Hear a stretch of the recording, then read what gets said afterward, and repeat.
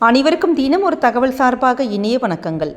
இன்றைக்கி நம்ம பார்க்க போகிற பதிவு, இன்று ரொம்ப ஒரு அற்புதமான ஒரு நாள். செவ்வாய்க்கிழமையும் விசாக நட்சத்திரமும் சேர்ந்து வந்திருக்கக்கூடிய மிக விசேஷமான ஒரு நாள். இந்த ஒரு நாள் நமக்கு வருஷத்தில் ரொம்ப ரேர் காம்பினேஷனாக தான் வரும். எப்பயாச்சும் தான் நமக்கு வரும் இந்த மாதிரி ஒரு நிகழ்வு. அப்படிப்பட்ட இந்த ஒரு நாளில் நம்ம நினச்ச காரியம் ஒன்று நடக்கிறதுக்காக முருகனை நம்ம இன்றைக்கி எப்படி வழிபடுறதுங்கிறத தான் இந்த பதிவில் தெரிஞ்சுக்க போகிறோம். பதிவுக்குள்ளே போகிறதுக்கு முன்னாடி சேனலை சப்ஸ்கிரைப் பண்ணாமல் பார்த்துட்ருக்கவங்க கண்டிப்பாக சப்ஸ்கிரைப் பண்ணிக்கோங்க. அப்போ தான் எங்களுடைய எல்லா பதிவுகளும் உங்களுக்கு உடனுக்குடனே வரும். இப்போ நம்ம பதிவை பார்க்கலாம். கூப்பிட்ட குரலுக்கு ஓடோடி ஒருவர் தான் நம்முடைய முருகப்பெருமான். எந்த கஷ்டம் வாழ்க்கையில் எதுவாக வேணாலும் இருக்கட்டுங்க, முருகா என்னை காப்பாற்றுப்பா, எப்படியாச்சும் இந்த சிக்கல்லேருந்து நீ என்னை காப்பாற்றி கொண்டு வா அப்படின்னு சொல்லிட்டு நம்ம ஒரு க்ஷணம் நீங்கள் முருகனை நினச்சி பாருங்களேன். கடவுள் ஏதோ ஒரு ரூபத்தில் நமக்கு அந்த உதவியானது நமக்கு கிடச்சிரும். ஏன்னா அப்படிப்பட்ட ரொம்ப சக்தி வாய்ந்த ஒரு தெய்வம் முருகப்பெருமான். அந்த முருகப்பெருமானுடைய வழிபாடு எப்பயுமே செவ்வாய்க்கிழமை பண்ணுறதுங்கிறது விசேஷம். முருகன் அவதரித்த ஒரு நாள் தான் விசாக நட்சத்திரம். அதுவும் விசாக நட்சத்திரமும் இந்த செவ்வாய்க்கிழமையும் சேர்ந்து வந்திருக்கக்கூடிய ஒரு நாளில் நம்ம முருகன்கிட்ட என்ன வரங்கள், என்ன கோரிக்கைகள், எந்த ஒரு விஷயங்கள், குடும்பத்தில் ரொம்ப நாளாக ஒரு விஷயம் நடக்கவே இல்லை நமக்கு, அது எப்படியாச்சும் நம்ம எவ்வளவோ பரிகாரம் பண்ணிட்டோம், என்னென்னவோ செஞ்சிட்டோம், ஆனால் அது நடக்கவே மாட்டேங்குது. முருகா எனக்கு இந்த நாளில் எனக்கு செஞ்சு கொடுப்பான் அப்படின்னு நீங்கள் கேட்டு பாருங்களேன். இன்றைய தினம் நிச்சயம் நடக்குங்க. அப்படிப்பட்ட மிக முக்கியமான இந்த ஒரு நாளில் எப்படி நம்ம முருகன் நம்ம வழிபடலாம் அப்படிங்கிற ஒரு பதிவு தான் நம்ம தெரிஞ்சுக்க போகிறோம். நிறைய பேர் முருகனுக்கு செவ்வாய்க்கிழமை அன்னைக்கு விரதம் எடுப்பாங்க. முருகனுடைய எல்லா நாள் கிழமைகள் எதுவாக இருந்தாலும், சஷ்டி திதியாக இருக்கட்டும், இல்லை முருகன கிருத்திகை எதுவாக இருந்தாலும் விரதம் எடுப்பாங்க. ஆனால் ஒரு சிலருக்கு அந்த பழக்கங்கள் இருக்காது. நீங்கள் இன்றைக்கி விரதம் இருந்தாலும் பரவாயில்ல, விரதம் இல்லாமல் போனாலும் பரவாயில்ல, இன்றைய தினம் ராத்திரியில் வரக்கூடிய அந்த செவ்வாய் ஹோரை, ராத்திரி 8 to 9 மணிக்கு செவ்வாய் ஹோரை, அந்த ஒரு அற்புதமான ஒரு நேரத்தில் நம்மளுடைய வாழ்க்கையில் ஏதாச்சும் ஒரு எண்ணங்கள் இருக்கும் பார்த்தீங்களா. ஏன்னா இன்றைக்கி அந்த நாள் திதி எல்லாமே சொல்லுவாங்க பார்த்தீங்களா, எல்லாமே ஒன்றா கூடி வர அந்த ஒரு நேரத்தில் நம்ம இது மாதிரி ஒரு விஷயங்கள் நம்ம சுவாமிக்கிட்ட கேட்டு இந்த ஒரு விஷயத்தை மட்டும் எங்களுக்கு எப்படியாச்சும் முடிச்சு கொடுங்கன்னு சொல்லிட்டு நீங்கள் கேட்டு பாருங்களேன். கண்டிப்பாக தெய்வம் மனமிறங்கி நம்முடைய எண்ணங்கள் எதுவாக இருந்தாலும் நடக்குமா. அப்படிப்பட்ட ஒரு நாளுங்க இந்த நாள். இதற்கு நீங்கள் உங்களுடைய வீட்டில் ஒரு மாலை நேரத்தில் ஒரு நெய் தீபம் இல்லைம்மா அப்படின்னா ஒரு நல்ல நெய் தீபம் இல்லை. நாங்கள் செவ்வாய்க்கிழமை எங்களுக்கு வெற்றிலை தீபம் போடுற பழக்கம் இருக்குன்னா வெற்றிலை தீபம். முருகனுக்கு எந்த ஒரு தீபமாக இவனால் இருக்கலாம். வெத்தலை தீபம் உங்களுக்கு, ஆனால் வெத்தலை தீபம் போட்டிங்கன்னா நமக்கு ரொம்ப விசேஷமான ஒரு இது. எப்பயுமே நம்ம நிறைய தடவை பதிவில் சொல்லியிருக்கோம், செவ்வாய்க்கிழமையில் உங்கள்கிட்ட 6 வெத்தலை உங்களால் பக்கத்தில் எங்கேயும் கிடைக்கலன்னு சொன்னால் கூட பரவாயில்ல, ஒரே ஒரு வெத்தலை உங்களால் வாங்க முடிஞ்சு நீங்கள் வாங்கி கூட ஃப்ரிட்ஜில் கூட ஒரு 5-6 வெத்தலை வாங்கி கூட ஒரு கவரில் கூட வாங்கி கூட ஸ்டோர் பண்ணி கூட வைக்கலாம். அப்படி ஒரே ஒரு வெத்தலையில் ஒரு அகல் தீபம் மட்டும் வச்சு செவ்வாய்க்கிழமை செவ்வாய் ஹோரையில் மட்டும் நீங்கள் ஏற்றி பாருங்களேன். குடும்பத்தில் கடன் சுமையாக இருக்கட்டும், வேறு ஏதாவது சுபகாரிய தடைகள், அது மாதிரி எந்த ஒரு விஷயங்கள் எதை நினச்சி நம்ம வேண்டுறோமோ அந்த விஷயங்கள் நமக்கு கண்டிப்பாக நடக்குங்க. ஏன்னா அந்த வெத்தலைக்கும் நம்ம ஏற்றுகின்ற அந்த ஹோரைக்கும் நேரத்துக்கும் அவ்வளோ ஒரு பவர் இருக்குது.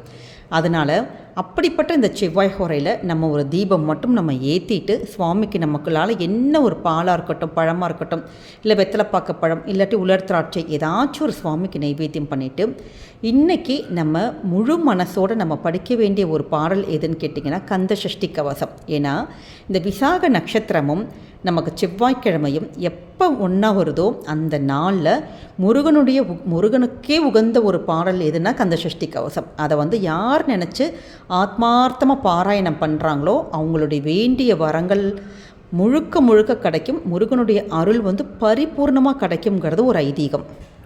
உங்களுக்கு அதற்கான நேரம் இருக்குது, எங்களுக்கு படிக்க முடியுது அப்படின்னு சொல்லிட்டிங்கன்னா கந்தசஷ்டி கவசத்தை இன்றைக்கி செவ்வாய் ஹோரையில் உட்காந்து தாராளமாக பூஜையில் உட்காந்து நீங்கள் படிங்க. இல்லைம்மா நாங்கள் இது மாதிரி வெளியில் போகிறோம், எங்களுக்கு இது இவ்வளோ பெரிய ஒரு இதை பாராயணம் பண்ண முடியாது, எங்களுக்கு கஷ்டமாக இருக்கும் அப்படிங்கிறதுக்காகவே நமக்கு நிறைய மாற்று வழிகள் இந்த ஆன்மீகத்தில் இருக்குது. கந்தசஷ்டி கவசம் யாரால் இப்படி படிக்க முடியலையோ அவங்க இந்த எளிமையான 6 வரிகள், இந்த 6 வரிகளை 6 முறை நம்ம படித்தா 36 தடவை வரும். கந்தசஷ்டி கவசத்திலே நமக்கு ஒரு லைன் வரும், ஒரு நாள் 36 உருக்கொண்டு ஓதியே ஜெபித்து அப்படிங்கிற அந்த ஒரு லைனுக்கு என்ன அர்த்தம் கேட்டிங்கன்னா, ஒரு நாளைக்கு நம்ம 36 முறை கந்தசஷ்டி பாராயணம் பண்ணணுமா. அப்படின்னா நமக்கு கிடைக்கிற பலன்கள் ஏராளம். அப்படின்னு சொல்லிட்டு அதை இயற்றிய பாலதேவராய சுவாமிகள் சொல்லியிருக்காரு. ஆனால் இன்றைய காலத்தில் நமக்கு அவசர உலகத்தில் கந்தசஷ்டி கவசத்தை உங்களால் முழுவதும் படிக்க பாராயணம் பண்ண முடிஞ்சால் படிக்கலாம். அப்படி ஆனால் எல்லாராலையுமே அப்படி சொல்லவும் முடியாது. அதற்காக எங்களுக்கு இது கண்டிப்பாக எங்களுக்கு பாராயணம் பண்ணணுமா அப்படின்னு ஆசை இருக்கிறவங்க இந்த அற்புதமான இந்த 6 வரிகள் 6 முறை அப்படி நம்ம சொல்லிட்டா நமக்கு 36 முறை சொன்னதற்கான பலன் கிடைக்கும். அப்படிப்பட்ட எளிமையான அந்த 6 வரிகள் பற்றி நம்ம இப்போ பார்க்கலாம். ஓம் சரவண பவ அப்படிங்கிற அந்த 6 எழுத்து மந்திரம் இருக்குது பார்த்தீங்களா, அதை அப்படி மாற்றி மாற்றி மாற்றி போட்டிருப்பாங்க.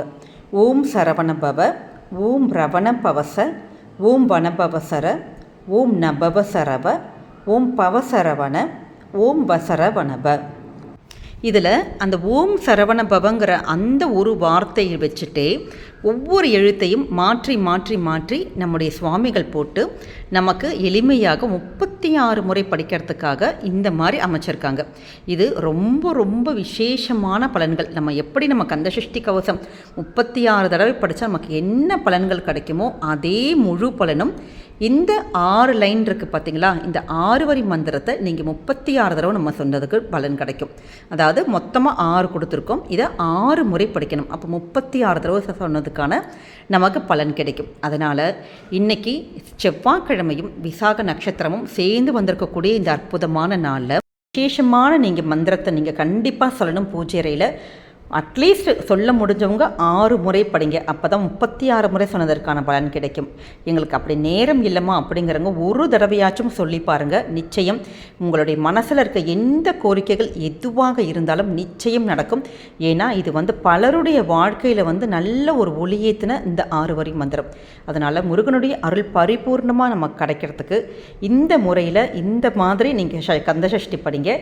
இதை இன்றைக்கி தான் நம்ம சொல்லணுமா அப்படின்னு கேட்டால் கிடையாதுங்க. டெய்லி எப்பெல்லாம் நம்ம சாயங்காலம் பூஜையில் விளக்கு ஏற்றுறோமோ அப்பெல்லாம் ஒரே ஒரு தடவை மட்டும் சொல்லி பாருங்களேன். முருகனுடைய அருள் பரிபூர்ணமாக கிடைக்கும். இதனுடைய பலன்கள் இது பார்க்குறதுக்கு எல்லாம் சின்ன ஒரு வரி மந்திரம் மாதிரி தான் இருக்கும். ஆனால் இதனுடைய பலன்கள் நம்ம கண்ணுக்கே தெரியாது. அப்படி நமக்கே தெரியாமல் நிறைய அற்புதங்கள் நடத்தும் இந்த மந்திரங்கள். அதனால் கண்டிப்பாக கட்டாயம் என்று சொல்லுங்கள். உங்களுடைய வாழ்க்கையில் நல்ல ஒரு மாற்றமும் ஏற்றமும் முருகனுடைய அருளால் உங்களுடைய எண்ணங்கள் எல்லாமே நடக்குங்க. இந்த பதிவானது உங்களுக்கு நிச்சயம் பிடிச்சிருக்கும்னு நினைக்கிறோம். பிடிச்சிருந்தா ஃப்ரெண்ட்ஸ் அண்ட் ஃபேமிலி மெம்பர்ஸ்க்கு ஷேர் பண்ணுங்கள். அவங்களும் இதை பார்த்து பலன் அடைஞ்சாங்கன்னா அந்த புண்ணியங்கள் நிச்சயம் உங்கள் குடும்பத்தை தாங்க போய் சேரும். நம்ம சேனல் சப்ஸ்கிரைப் பண்ணாமல் பார்த்துட்ருக்கோங்க, சப்ஸ்கிரைப் பண்ணி உங்களுடைய ஆதரவுகள் சப்போர்ட்டுகள் எங்கள் சேனலுக்கு கொடுங்க. மீண்டும் வேறொரு நல்ல பதிவோடு உங்களை சந்திக்கிறோம். நன்றி, வணக்கம்.